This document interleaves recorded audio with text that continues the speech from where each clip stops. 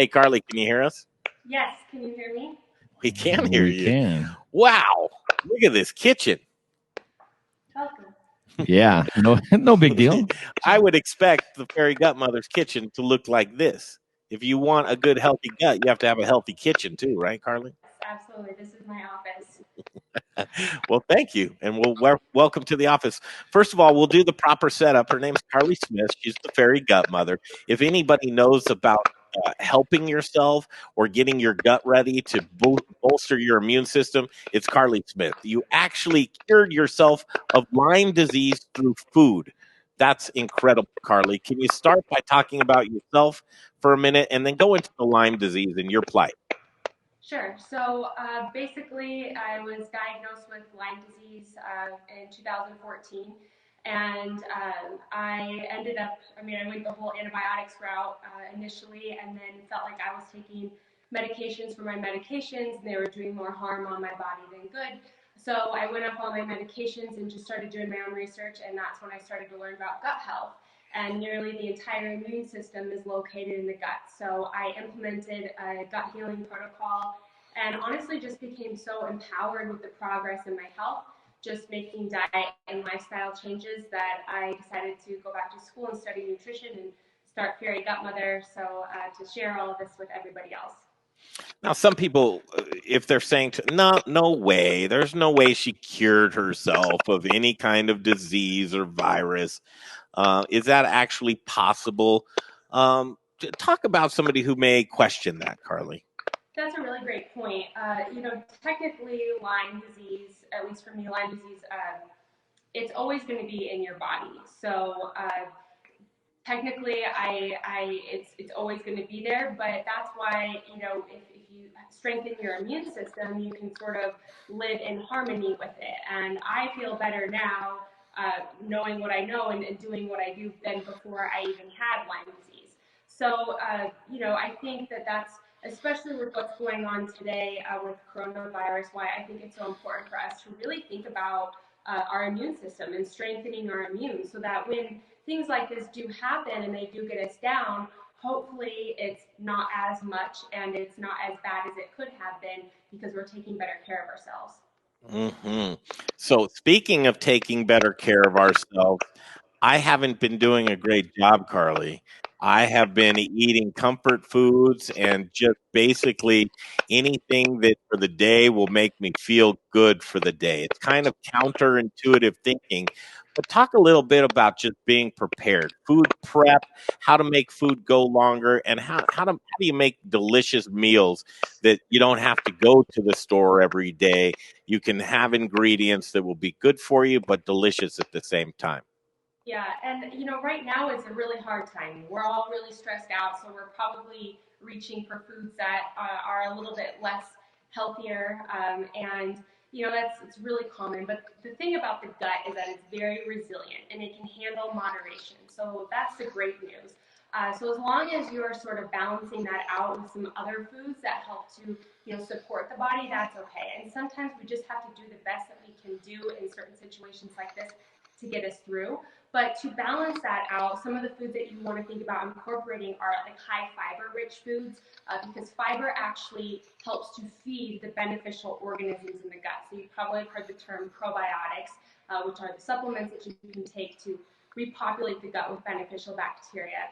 But fiber is basically the food for the beneficial bacteria in the gut. So one of the things that I was going to make for you today is just a super simple salad with quinoa, which is high in fiber. But you can substitute this with like wild rice, brown rice, farro, couscous. Any grain is really going to be high in fiber, and that is again what's going to feed the beneficial organisms in the gut. And these are awesome. This is probably stuff that we all have in the pantry right now.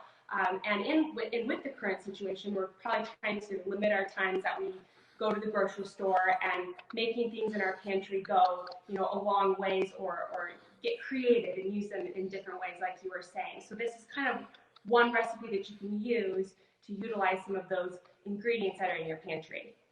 Take it away. So again, this is super simple, and this is a perfect actually example for what's going on, because when Jay called me this morning, I was like, I have absolutely nothing in my pantry right now and in my refrigerator. So this is all stuff that, again, you can use whatever you have on hand. So I had quinoa, so I fix some of that up and I just add that to a bowl, and then I add a little bit of a dried fruit. So I had dates today, so I'm just chopped some dates up and add those. And I have a bunch of different kinds of these grain recipes on my website. I just posted a zesty quinoa salad.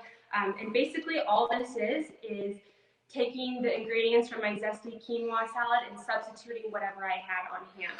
So adding in some dates, and then I had some peas that I just defrosted, and some chopped almonds. So add a little bit of those. And then I have fresh chopped parsley. We're going to add some of that. And then chopped apple. And a little chopped fresh oregano. And then I have a Meyer lemon. So going to add a little bit of zest and the juice of the lemon. And going to just mix this all up. I don't know if you guys can you see in here or not? Oh yeah. Okay. So it's really pretty, a lot of different colors, and then you can add in some extra seasonings, so maybe a little bit of sea salt. And then I have just some basil and oregano dried that I'm going to add to this as well. And you can add in, any type of oil if you want as well. Again, this is real versatile. So if you have raisins or dried cherries that you want to substitute, or any kind of nut like pine nuts or walnuts, you can do so. And then I have a little bit of feta, so I'm just going to add that. And you can add in Parmesan, or really any aged cheeses would go really well. And then that's basically it. Really simple. It looks really pretty. It tastes really good. And another thing I love about making these is you can have this as is. You can have it as a side to chicken or fish. You can throw it in with mixed greens, so it just adds to your salad. But also, I love stuffing this in chicken breasts or pork chops and then baking it in the oven. So that's no, you do not. That's so naughty. That sounds so good. It's delicious. It's really good. So, and these are great.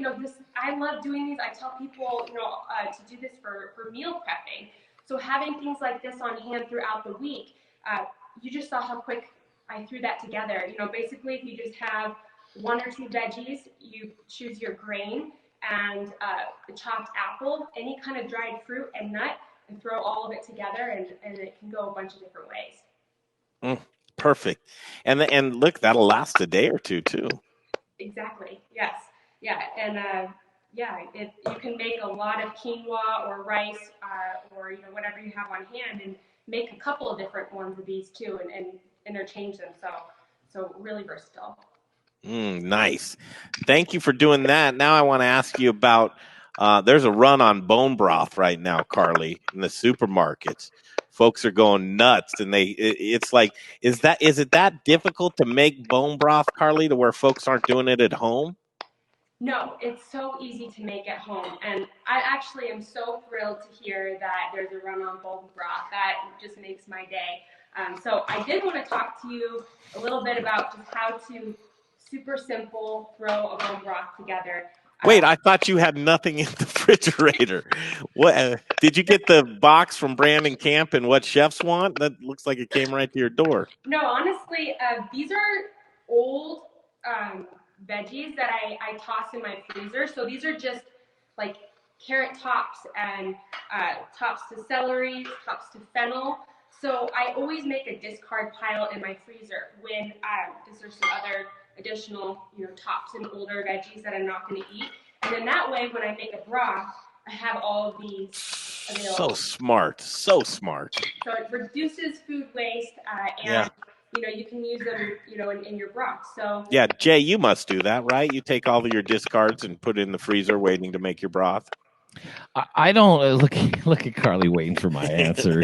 Just like, oh, what is this guy gonna say? I mean, I don't have any leftovers. I mean, if I do, no, I don't. I put them in a big bowl and I eat them the next day all together, whatever it is. Or you blend them, you juice them. Yeah, I'll throw some jalapenos and some onions in my smoothies for sure. Ooh, if they're left over. Terrible. Oh well, I mean, it tastes awful, but it's you just choke it down, get it into your gut, and let your gut do the rest with it. See, and Carly, that's exactly what we're not doing. Is just trying to make food to choke down. We're actually trying to enjoy nutritious food, right? Not me. Exactly. Yeah, you want to enjoy what you're eating. I mean, there's an emotional component of it as well. That you want to know that what you're putting into your body is nourishing, but it's also tastes good. We want food to taste good, and it should be designed that way. So I mean, I agree with you. I'm just saying that the way my life, it's almost like if I made something that tasted good, I'd feel guilty eating it. I think that whatever I make should depress me. That's how I know I'm earning it. I don't know. Have you ever heard that, Carly? Whatever I make, it should depress me.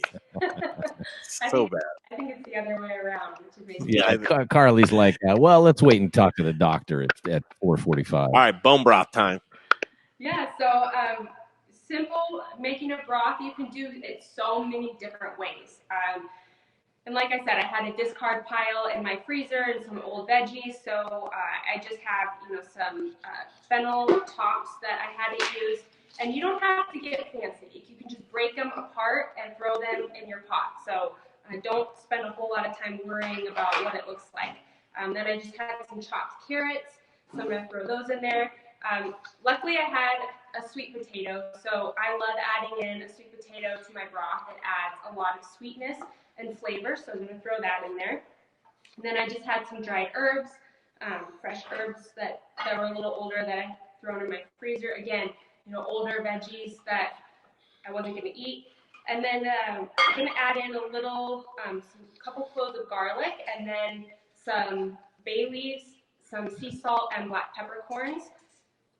And this broth, I'm going to use some soup bones. So these are some beef soup bones. And the thing that I like about using soup bones is that they have a little bit of meat on them in addition to the bones. So it just makes the broth a little bit more flavorful as opposed to using just regular knuckle and marrow bones. Now, I still love knuckle and marrow bones, but when you can use bones that have a little bit of meat on them, like oxtail or the soup bones, it generally neutralizes the flavor a little bit and makes it a little bit more palatable. So just going to add these. And the good thing about broth, the health benefits are that it's helpful for healing the gut lining. So it's full of collagen and cartilage. So the nutrients that are going to be helpful in repairing the gut lining. You probably have heard the term leaky gut before. That's when toxins and all sorts of things get into the system. So this is helpful. It's got collagen and L-glutamine, things that are going to help repair that gut lining. But also it's full of vitamins and minerals. So it's great for hydration. It helps facilitate a healthy metabolism. It supports your detoxification pathway. So there are countless health benefits to drinking broth and just consuming it, throwing it in your recipes. Hey, Carly, from our text line, Stephanie asks, does freezing vegetables lower the vitamin content? What does she say? Hold on. Does freezing vegetables lower their nutritional content? I don't think so, no. I mean, you're also, I don't think it does at all. I think it's a really great way to use the vegetables that if you're just going to throw them out, you might as well throw them in the freezer and use them in your broth. So to my knowledge, no, it doesn't lower any of the nutritional content. Yeah, not the vitamin content. Maybe the enzymes a little bit by cooking. Enzymes deplete, but I don't think the nutrition is still there, the integrity. Right, exactly. And especially when you're making a soup or a broth and you're cooking vegetables, in that all of the nutrients go into the broth, and so you're going to consume them, as well. So a lot of people will say it does not, deplete the nutrients when you're cooking it, but a lot of it just extracts it into the broth, and then you consume it that way. So, do you have any other questions? Well, as they come, we'll shoot them at you. What? as the questions come in, we'll just fire them off to you. So Okay. sorry to keep interrupting, Carly. No, you're totally good. So, and that's just it. Then you want to simmer for about 24 to 42 hours, then strain it, and that's your broth. You can use this in all sorts of recipes. Like I said, you can cook your grains in this. So cook your quinoa in broth, and cook your couscous in broth. It helps to bring out a lot of flavor and add a little bit of nutrients. And then use this sipping on throughout the day or making soup with it. All sorts of different ways that you can utilize broth. Mike from the text line says, how long should I boil? So, bring it to a boil and then let it simmer for a day or two. But you can also use this in your slow cooker. So I know a lot of people will say, well, I don't want to leave this on my stovetop for that long. And that's understandable. So if you throw it in your slow cooker for about 24 hours, that's fine too. And also, if you're using really big bones, like soup bones and knuckle bones, I usually get a couple batches of broth out of those. So once I cook it for about 24 hours, I'll strain that. I'll add in more water, maybe a couple more fresh veggies, and then recook it for another 24 hours. You'll notice that the nutrient content, it's a little bit more watered down, but it's okay. Sometimes I'll mix it in with the first batch and dilute it a little bit. So sometimes when you're using knuckle bones and beef bones, they tend to be a little bit more fattier and more robust of a broth. So the second batch is great to help dilute the first one, but there's still a lot of nutrients in the bones. The same with if you were using like a whole chicken carcass, I definitely recommend making a couple different batches out of it. I was going to ask that because a lot of times the evaporation, I'll put a soup on the stove top and I come back, 6 hours later and it's lost, 6 inches. It's okay to just continually put more water in there? Yes, definitely. You'll want to watch it. If the water gets too low, it does evaporate. You'll fill it to the top about an inch from the top. That's where you want to fill the water to. And if it gets down quite a bit, no problem, just adding a little bit more. And I mean, even if it's several hours in and you want to take a little bit out to use or to drink, you can always replenish that at any time. It's gonna dilute it a bit. Is there a time where you just pull it because you don't want to, you want it flavorful, you don't want to dilute it too much, just take it off there and then heat it up when you'd like to enjoy it? Yeah, so I think that you can definitely cook it too long. I think beyond, 42 hours or so, 48 hours, it doesn't taste as great. So anywhere between that, day to day and a half mark, 2 days is going to yield the best broth. So everybody's doing live streams right now, Carly. I'm hoping you are. What are you doing to stay connected with your audience that needs you so much right now?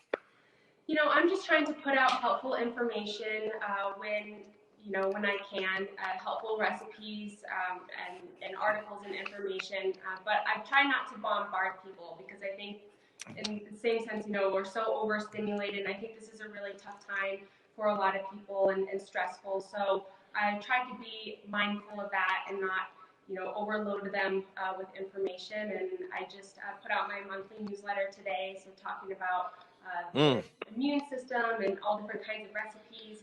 And just try to be helpful in the best way possible with providing information and recipes that can help get everybody through this. On the live stream, Patricia, who happens to be my mother, Patricia Peterson says, do you cook it covered? Do I cook? What? The broth covered. Oh, covered. Yes. Yeah, I actually have my lid right here. So I will bring it to a boil and then allow it to simmer, and then I'll put the lid on it when I simmer it. I might crack it a little bit so some of the heat can escape and it doesn't boil over, but I do put a lid on it when I cook it, yes. That should retain some of the moisture too, shouldn't it, Carly? Yes, it absolutely does. Sweet. Okay, we're going to look around your house a little bit right now, don't you? You are? Actually, this might be a good time. Guess what just came right before I went on? What? Field to fork CSA. No doubt. All right. So we can do an unboxing. First of all, tell people that those that don't know who Field to Fork are. They're your neighbors, but in Palisade. Yes. So Field to Fork is an incredible farm here in Palisade, Colorado on the western slope. And they just do an unbelievable job. I mean, their commitment to organic and sustainability is really unparalleled. They care so much about the farm and growing really great quality food for everybody. So I feel so blessed that they're down the road from me, and I subscribe to their CSA, so I get weekly farm shares from them. And this is actually the very first week of their CSA for the season. So okay, hang on just a second before we open that up. I think it's an important thing when we look at the silver linings right now. It's what is cool is things like this are more viable than ever. These CSAs, and having something like this come to your door in a time like this, where you don't have to navigate and have all of these different touch points. Because we're trying to lessen the outbreak here. That's fantastic, and I hope that they do extremely well with this, because I would love this to be their continual business model to support that farm. Oh, absolutely, yeah. They just started up delivery with something that they just got into this winter. So, and then this was the first year that they did a winter farm share. So they were growing lots of greens throughout the winter and home delivery for that. So it was kind of a nice way for them to test home delivery. And then now, being able to do that with what's going on is even more important. Can we see what's in the box? Yes, I'm dying to see. I got this incredible loaf of bread. This is from a local baker as well. So I'm really excited about that. And oh my gosh, this just looks so delicious. I'm so happy right now. It's like Christmas. So mixed greens. Yep. You see that okay? Uh-huh. Oh my gosh, yum. This looks so pretty. So we've got some mixed greens, Swiss chard. Can you see that? Yes. Looks good. Look how great. These radishes look so good. Oh my gosh, yum. So radishes. Is this kohlrabi, I think? I think so. Looks like massive bok choy, but I know it's not. No, I don't think it's bok choy, but whatever it is, it looks great. I think this is kale. It's not bok choy, but it looks great. I'll eat it, whatever it is. Lots of greens. What are you going to do with all this? I know. Some microgreens.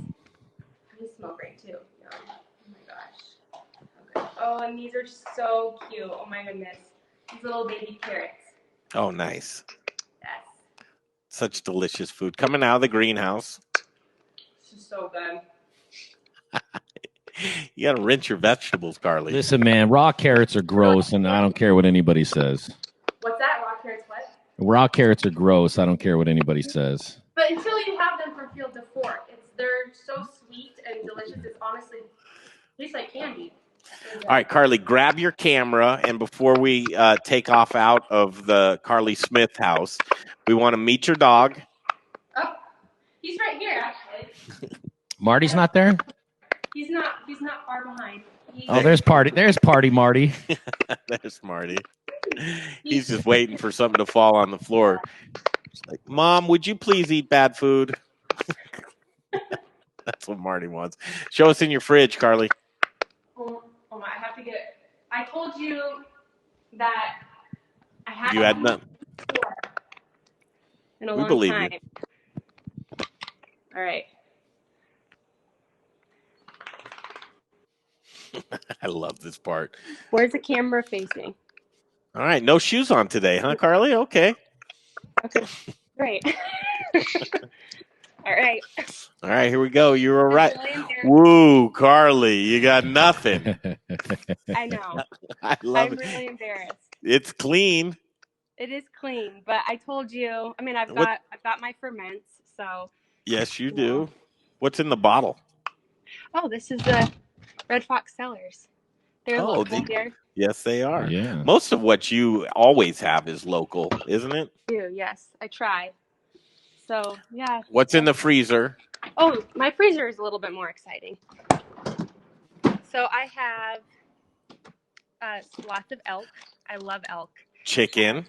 Yes, some chicken. So I'll roast this and then make a broth with the carcass. some frozen veggies, some frozen bone broth, some more frozen veggies, some soup bones. This is Bonafide Provisions. They make a really great broth that I like, and then they do these blended soups with the broth, so those are kind of nice and handy to have. Some emergency bone broth when I'm not making my own and I really need it. I usually always have a couple in my freezer, and some more meat, some more elk. Yeah. Oh, you're all set in here.